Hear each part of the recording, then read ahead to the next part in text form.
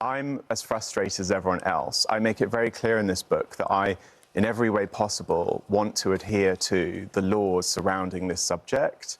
It's why I've been very careful in how it's described in the book, and it's why I've never spoken about it beyond what I've said in the public domain before.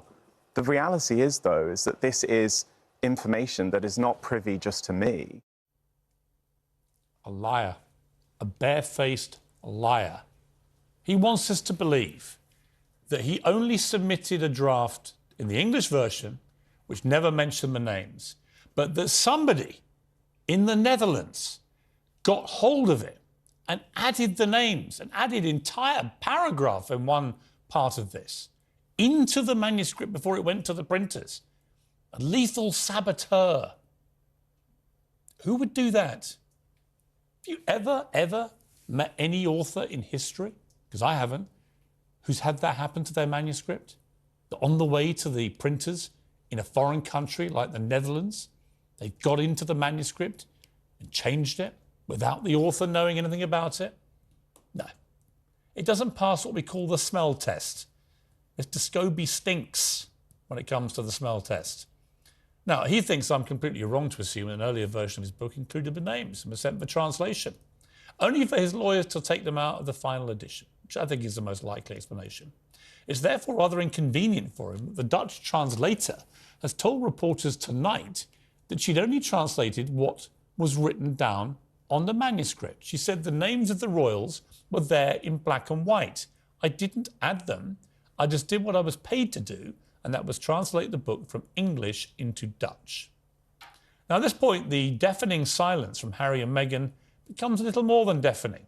It becomes pretty shameful, because they usually race to condemn and denounce any press reports that we dislike, particularly if it involves any leaks from private correspondence. And Meghan Markle, ironically, was forced to admit that she colluded with Omid Scobie on his last book in a court action she took against a newspaper over private correspondence with her father. So why have they remained so silent about Omid Scobie's lies and also about his leaking of the private correspondence between Meghan Markle and King Charles that contain these names? Is it because they were involved in him getting this information? Is it because, I don't know, the Tooth Fairy came down and did it, or Santa Claus, or, for want of a better third example, Pinocchio? The public can, of course, make their own minds up about all of this. It shouldn't take long. And the same goes for the baseless accusations of royal racism. Nobody, I repeat, really thinks King Charles or the Princess of Wales are racist. Nobody. That's part of the reason, actually, why I decided to put their names out there. It's called lancing the boil.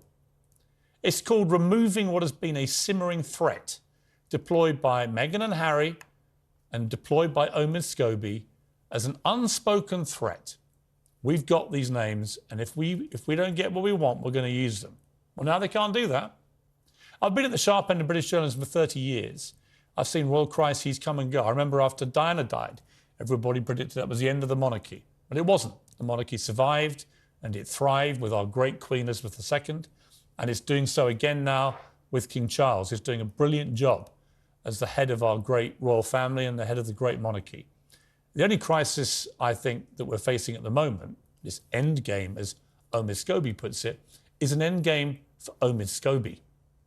And potentially, depending on how they respond to this, to the Duke and Duchess of Sussex. Because this morning, the Times newspaper, the paper of record in this country, the paper read by opinion formers, politicians, those who matter, said that it was time that King Charles removed the royal titles from a couple who seemed to want to destroy the royal family and the monarchy, but simultaneously make millions and millions of dollars by trading off their royal titles from an institution they keep trashing. That may well be the beginning of the end game for their royal duplicity.